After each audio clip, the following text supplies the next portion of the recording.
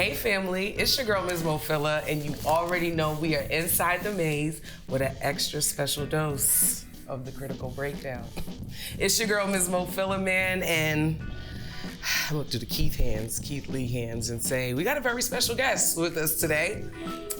He's doing the hands too, so it worked out perfectly. You nervous? I'm a little bit, just a smidge. Don't do me like that while we on camera.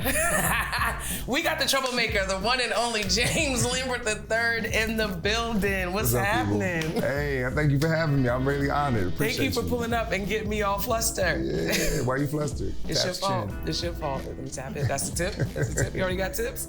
Listen, if you don't know this man's name, you might have heard of his brand, Third Exposure.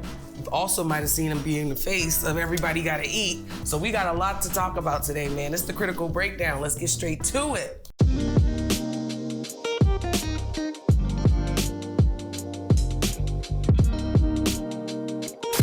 Now, James, tell me, well, not tell me, tell the audience, because I've done my research. But if you could let everybody else know who James Lambert III is, and I mean all facets. Let's take it there. Father, let me switch it. God-fearing man, father, and then I say I'm an adult who's learning to live out loud truly. Ooh. You always dropping these bars, man. Always dropping these bars. Now tell us who you are on the professional, like if we had to talk about that LinkedIn profile or things of that sort. All the different things that you're doing. So you know it's crazy, right? So everybody puts their resume on LinkedIn. A lot of that's my work history or things I've achieved. Okay. So what I mean is like the educational background, the briefs in politics, a lot of like the youth work I do, a ton of youth work I do. But then I had to realize I don't want my LinkedIn to speak to coded language. And I think that's what I was always like taught to, we're taught to kind of, that's how you succeed in a world of corporate. Okay. But then I had to realize, I got my MBA a long time ago, but I was still searching for an identity professionally. Got you. So the more I was hiding in education, the more I was hiding in all these other realms, I realized that it's not that I wasn't being authentic, I just didn't know how to be, right? Okay. So what I mean by that is, people talk about living out loud and living in your purpose. I had to realize I was wasting a lot of time trying to get this job and that job. I want to make 160K here. And the reality of it is, they say it, but you don't really hear it until it hits you. When you start to like live in your purpose and find things you love to do, find ways to get paid for them, then now, my whole personality gets to exude in every space. I was at an event today, I thought was well above my pay grade. And like everybody in there makes 2 M's. So I'm in that space, and because of how I live now, I'm finding my angles amongst the crowd and how I'm a benefit and a service in those spaces. That's dope. So then I'm being sought. It's just I was paralyzed in my thinking professionally for a long time. First of all, things happen for a reason. You understand me? Because I feel like you're speaking to a space that I've been fighting and clawing to get to. So this conversation is really gonna be good for me. Forget y'all, it's all about me right now. And can I say this too? Like, especially to my folks in education, there's no lack of competence any of y'all have. There's no lack of talent, but we become paralyzed into thinking that you have to abide in this world only. I'm not saying you can't be and don't have a passion for education, but there's a world outside. And I think everybody has an entrepreneurial aspect. You just have to be able to chase it and realize what you're gonna, not even say sacrifice, like how you're gonna make the 2 worlds meet.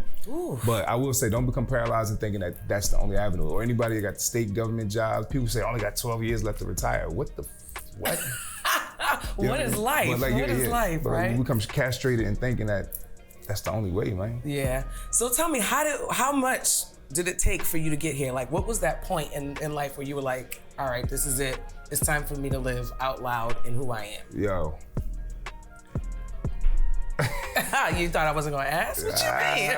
I'll tell you this. Okay, yeah, you really trying to get to know who Jigga is. So I was in a really long-term relationship from the time I was a child up until like 35. Okay. And then I got out of that, and I'm dating, they call it rebounds or whatever you might want to call it.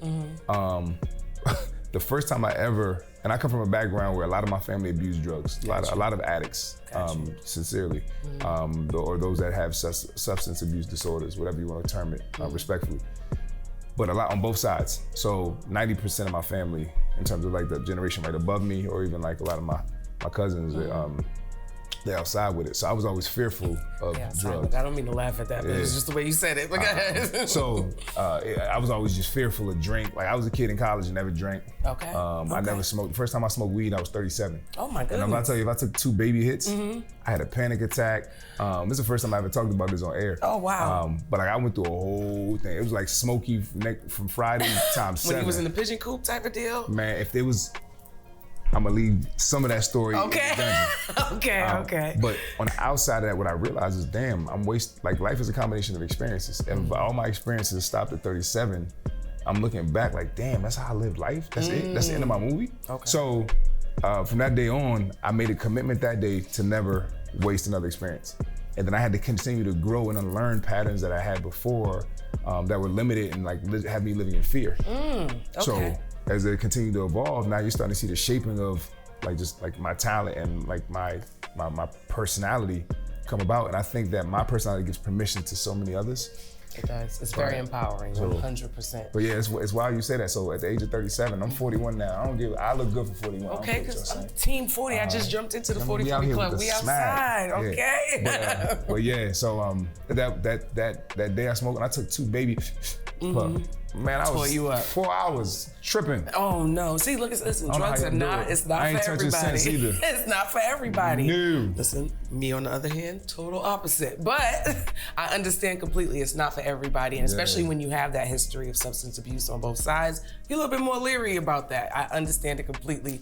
2 kindred spirits, a little bit more than I realized. Somebody actually asked me one time, like, I think I asked it in a group session, but like, what's a generational curse you breaking? And as the group was talking, mine was like, I'm the first of my generation to not abuse drugs. That's real. Especially the 80s and what crack did, like it killed my family. It definitely tore a lot of generations in our family up. Now let's get back more to the greatness that is James Lambert III, right? So we had that pivotal moment. How do we then, because you talked about some of the patterns that you had to break. I need you to name them for me, for people like myself and people that are watching that are still kind of playing that game. What are some of the habits you noticed that you were like, nah, I gotta break this? Imposter syndrome, right? Imposter phenomenon, we call it. So that's when you walk to the table and you don't feel like you're good enough. And it's because of other people's version of who they think you are. So like you always timid. I gotta pause for a second, James. Wait a minute. I didn't expect a word today now. Like you're timid to even post something on social media, or you're timid to wear something outside because of what the next. What? So that's something I had to realize I had, and it wasn't because I didn't think it was good enough. It was because I felt judged constantly in spaces for being authentically yourself, this and then authentically that. So, and what I developed in terms of being able to measure when I was doing that, I look at every moment in terms of saying, if it was 5 years from now and I'm looking back at this moment, how would I wanted to have handled it? Okay. So if I wore this outside this one day, because that fool don't like it, I'm gonna feel some type of way about wearing my yellow hat.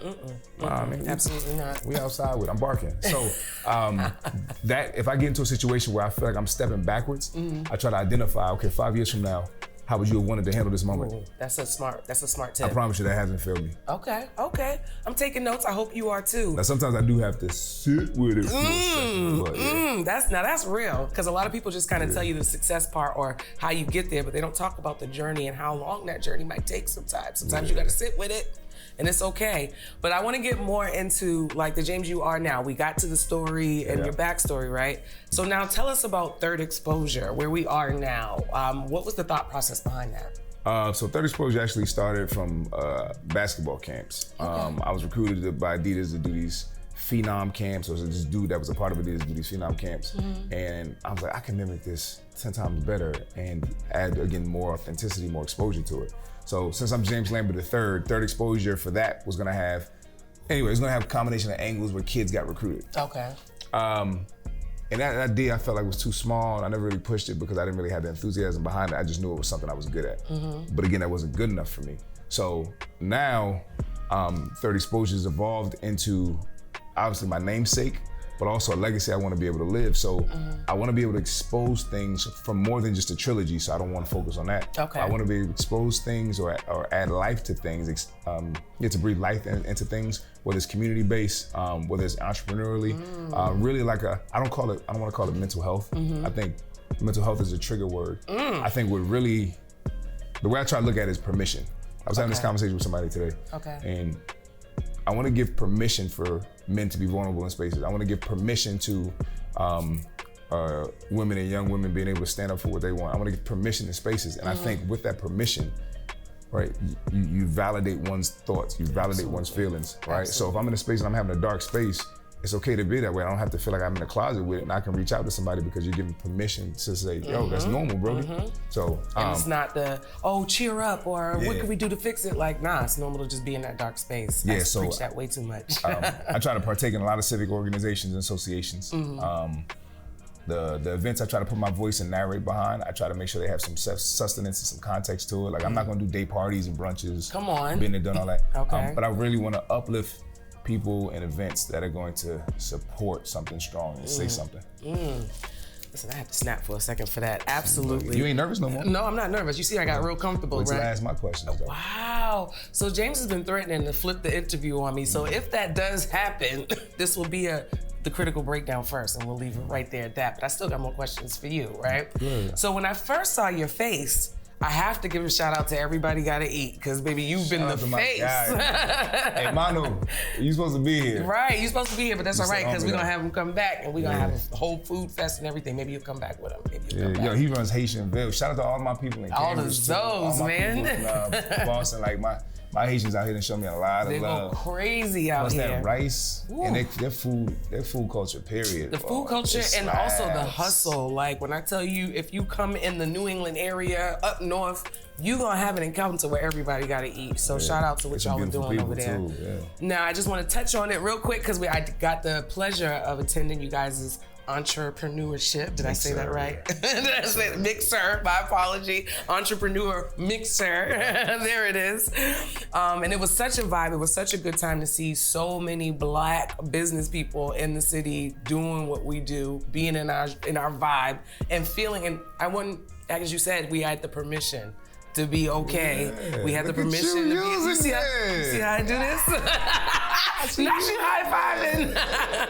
So I felt like we had the space to have the permission to just be us, be Black, but also professional in a good space where it's safe. So thank you guys for that. Now tell me, your affiliation with Everybody Gotta Eat, because I'm sure everybody's wondering, your face is all over it. Yeah. I tell this story a couple times. So shout out to the homie again, Blaze, Manu, Manny, Emmanuel, whatever you want to call them. All them people. So I was actually in this space, and I was trying to figure out how my grind was gonna look. I'm in a cafe, and he walks in with this little punk ass dog in his arm. Hey yo. And he was like, yo, you that dude that be talking. I said, what? He said, you the one that be narrating, bringing life to spaces. I said, all right. And he's like, yo, we gonna work together. So I hit me like 2 weeks later, and we just chopping it. We're not even building on the sense of like putting something together tangibly. And like my operations background, so I used to be director of operations for a school. So operationally, I'm so used to XYZ step and then using the talent to make the XYZ step seamless. So homie wasn't doing all that. He was just like, yo, we chopping. Next thing you know, he was like, yo, I got this event popping. I need your assistance with it. I said, all right, cool, what is it? So he was doing this food expo with a showcase of shoes and So I helped him with that. It was really already a bubble, but I could see like where my hands were needed. Gotcha. Cool. We actually had horrible sound, so I couldn't even jump on a microphone that day. But I was like, okay, I see how his brain works. So now we clicking a little bit. Fast forward from that, he had a cookout. I mean, he had the first cookout. Yep. So then we started making sense together, like we rhyming together. All right, bang. So at that point, we realized we wanted to be able to have some promotional aspect. So he asked me to say 2 words on the camera. Obviously, I got the hosting background. Clearly. So that jumped out. It went the way, the vision of it. And now we're continuing to brew. So I would say right now I assist with a lot of the operations as well as the entertainment pieces. So the curation of the events. Dope. So we're assisting there. But like I ain't gonna lie to you, homie's a one-man show for a large part, and now he's really starting to build a team of folks I think that are like mine. Okay, and you definitely, everywhere you go, you're gonna see that man Manny everywhere. Okay. I tell you, like he's taught me a lot in terms of marketing creatively, right? And the people he has as a following, so you'll see some people with a lot more followers than him. They might be like people with 150,000 followers. He might have 20,000, but I guarantee you he knows 80% of his followers. Because he's built that relationship. That's the scary part. So when he goes everywhere, You talking about the untouchable? Yo, Untouchable. yeah, Okay. Yeah, he's the governor. Now let's switch gears just a little bit back to you, James. Okay. Okay. Tell me what is in store, because I see your hands in so much, and hopefully we'll have a good collaboration with Ms. Mofilla and James Lambert III. Everybody cross their fingers right Okay. now. I got something in the works. I'm not going to speak on. Somebody told me to keep the energy of it private. You got to respect. Amen But to if that. that works out, that's a blaze. But in terms of what's coming up next, Yeah. so right now I said I have my hands in a lot of grassroots things. So I try to reach out to a lot of people who are influencers. I mean, politically, whether it be in terms of media, and I really try to sit down for a coffee. If you ever look through my DMs, if you look through my text messages, the moment I connect with somebody, I'm like, yo, let's grab a coffee. Boom, we sit down, we chop it up, and usually I can curate, because that's what my business does. I try to extract how we can make something pop. And that's led me to a lot of the relationships I have now. So when they talk about networking, when you network, RuPaul said it. Yep, I'm shouting out RuPaul. Okay. She said, what are you bringing to the table? And again, once my mindset started turning into that direction, I realized even if I don't see it, when we chop it up, I can extract how I'm going to support you. I'm going to extract how you can support me. So yeah, right now it's to answer your question, I got like 12 events lined up. You heard that number, man. Y'all heard it. we got the Art in the Park coming up. Yeah. We got the equity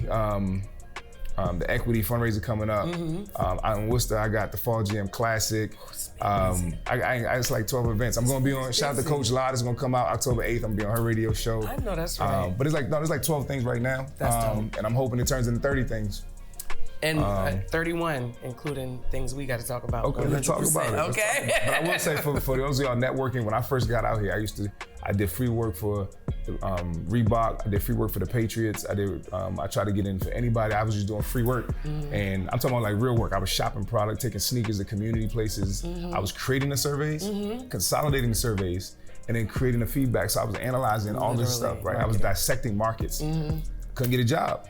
And I'm looking at these fools like, yo, nobody's turning over. Like the New England Patriots had me taking professional athletes. It was more sort of revolution, but a couple Patriots players to different speaking engagements, coaching them on how to speak. I couldn't get a job. That's wild. Funny part is I walked with a little Brazilian soccer player one time. Everybody ran up to me with a soccer ball, like, yo, sign it. Like, I'm not even a soccer player. I said, yeah, I signed it, throw it back. I can't feel. So we give a little signature off. But yeah, it's been a lot of grind. Kanye got a line out, and I swear to you, it's the emphasis of my life right now. Yeah. It says, that's a different world, like 3 summers, right? So I'm telling you the way I live life, like shout out to the man D4. He has a videography company. Last week I had 4 events in one day, and he followed me from Black Men Run.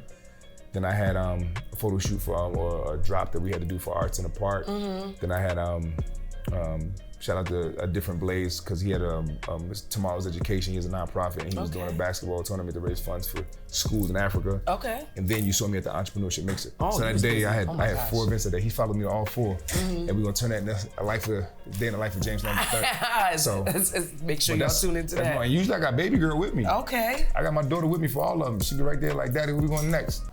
Shout out to Black Dads everywhere. Listen, you've been holding it down. Yeah. He was like, make sure I get my sitter for today for this recording. Bombs. Shout out to you. But real quick, I just want to touch on one last subject before I let you go, James, because I know you're a busy man, right? So before the camera started, we was talking, we was just, getting to know each other. And we had a conversation about us just being, no, it wasn't just black, right? It was all black, right? Yeah, all black. All black, right? So tell me, how does it feel being all black, right? Black American in a state like Massachusetts? What's been your experience? Because I know for me, it's a scarcity to see another Black American in Massachusetts. Have you had that same experience? Yeah, I mean, I feel like, again, you're talking about people that are derived from chattel slavery. Oh, wow. In terms of identifying as black. Right. Let's keep it real. Yeah, I guess I could say in terms of what we always grew up in Jersey and Maryland as black, it's definitely changed in terms of what is identified as in Massachusetts. So let me say it this way.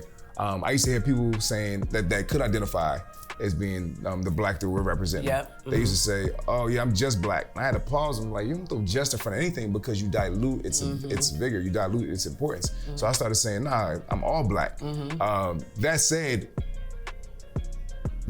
again, I'm from so many different cultures anyway, from being, again, Maryland, which is a many culture part, and then Jersey, which you never just knew what you were getting. Exactly. So coming to Boston, I will say it's very heavy, extremely heavily Caribbean influence. I was in Worcester, shout out to the 508, and I remember I was working, I was like the director of some summer program, and they had to ride the bus home. So they used to say, yo, you gotta ride that bus that goes to the Valley, or you gotta ride that bus that goes to the Ville. I'm like, I gotta get on there. And they like, these kids wildin'. I get on the bus, it's a whole rack of African kids, a whole rack of Liberian kids. They had that bus so turned up. And the way they were celebrating their culture, I was like, this shit is the dopest shit out. So I stepped, well, I mean, I've always been used to it, but when I sat in it and like, they didn't care about who I was, they were uplifting theirs. Yeah. So I understand the richness of that and I love it. And I also can relate to it because growing up in Jersey, it was, you know, we used to symbolically say, there used to be posters that said, you gotta work twice as hard to get half as far as a white man. The blacker the berry, sweeter the juice. But did you have the one that said the darker the tree, the deeper the roots? Absolutely. So we came from that, so we can celebrate that as well. But when I saw that and it translated to Boston, like I just naturally developed a love for it. And then when he started bringing you in, whether it be my Dominicans, my Puerto Ricans, my Hondurans, I did not know about Cape Verdeans and Hondurans until you came to Massachusetts. First of all, I saw Honduran, you couldn't tell me they weren't all black. Right.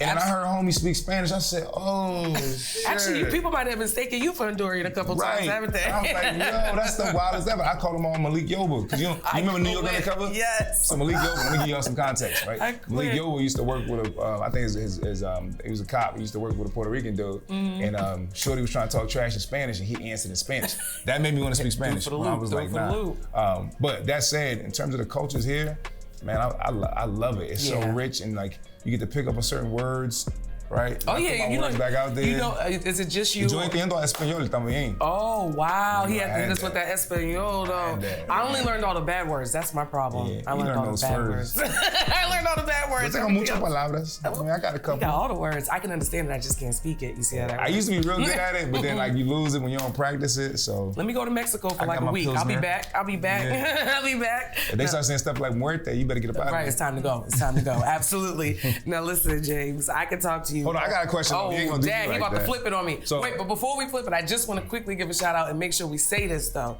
I truly believe no matter where you come from, as long as you got that melanin in your skin, we're family. You understand me? So I want to make sure we understand. We just got dropped off in different locations, but we all black. Can I put this plug out there though?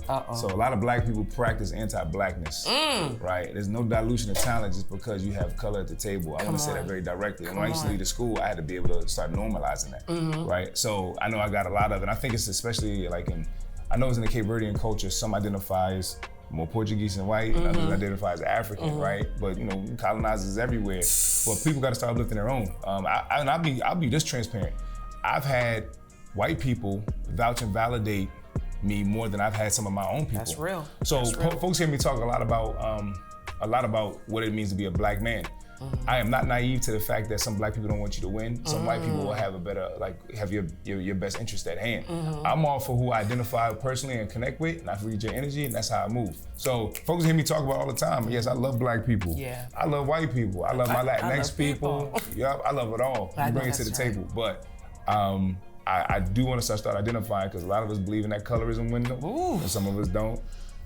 So yeah, the more organic we can practice in our reflection, I think the better we be a little bit. Can I get to my question real quick? All right, I guess you can finally get to your question. You gonna keep it a buck 20 with me? I am. That's the only thing I know how to do. She's still nervous. Nah, I'm not nervous. She done stopped the camera like 3 times. Nope, I'm not. I'm ready. I'm ready because I feel it. Together. I'm ready. No, but you asked me about a turning point in my life, and I gave you that one. 2017, 2019, whatever year that was.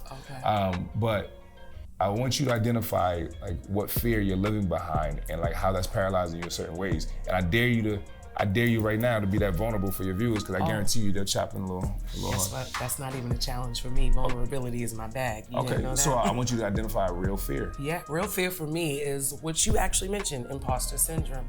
I feel like I believe I'm great, but when I get in the room with those who are told they're great, I then make myself smaller. I feel like I sit back and wait instead of going forward to take it. That's all a part of imposter syndrome for me. When was the last time you experienced it? Just this past week when I got snubbed yet again from the BMAs. We're getting transparent, let's get it. Yeah, and what residual impact does that have on you? So what it does for me is when I see, my peers, people that I've started this game with, getting recognition and all of that, and not my work, but when everybody sees me, it's, oh, you killing it. Oh, I watch you, you're an inspiration to me. It makes me feel like, well, why doesn't everybody else see it? So then that's when the fear kicks in. Is it me? Am I not in my bag? Am I not giving the people what they want? But I kind of have to sit with myself in those moments and just really be like, yo, I'm doing this for a purpose outside of the recognition. So I have to really stick to that bag, and whatever's meant for me will come. That's just what I've been. Let me tell you, I can tell you a couple things just from meeting you. Like, you have a very organic approach to it, right? And I talked about energy exchange, and I believe that. I can tell by the folks you keep around you, right? People believe in your product. And I will say, if you make a decision now, based on how you want to look at it 5 years from now, I think it'll change how you live in those spaces. But sure, you got it all. Thank you. Get to it. Let's get to it. Let's get to it. I like that. Listen, that was the first here for the Critical Breakdown. A little moment. A little moment with James Lambert III. Thank you. I appreciate you. For those who don't know where to find you, let them know where they can find you. Yeah, you can find me on social media, Instagram specifically, 3rd Exposure, 3RD Exposure. I promise you, if you hit me, I hit you back. You check my LinkedIn too. I'm starting to make that joint look a little. My joint got a little. My LinkedIn got a little wave. I know that's right. I know that's But yeah, right. just James Lambert III. That's why I say it all the time. And the reason why I say the third is you got to represent your legacy and your identity, and don't let nobody else crush it. James Lambert III. People used to tell me I was arrogant for saying it. No. I'm like, my daddy named me that. Damn right I'm What saying you that. mean? Like, yo, the way people be trying to dim your light is crazy. But listen, while you're at it, make sure you follow me, Ms. Mofilla, on everything. Make sure you follow my website, MsMofilla.com. And while you're at it, make sure you follow Inside the Maze on Instagram, Facebook, and Twitter. And make sure you like, follow, and subscribe. Hit that little notification bell down at the bottom so you can keep track of everything we do in here, man. It's the Critical Breakdown. Ms. Mofilla, James Lambert III in the building. Can I throw one more plug? Throw the plug. Let's get it. My other business, I have 2 businesses. The other one is called Making Human Technical. We're an anti-oppressive organization, so we consult a lot of schools, a lot of school districts, hospitals, a lot of professional developments we lead, up to like 250 staff members.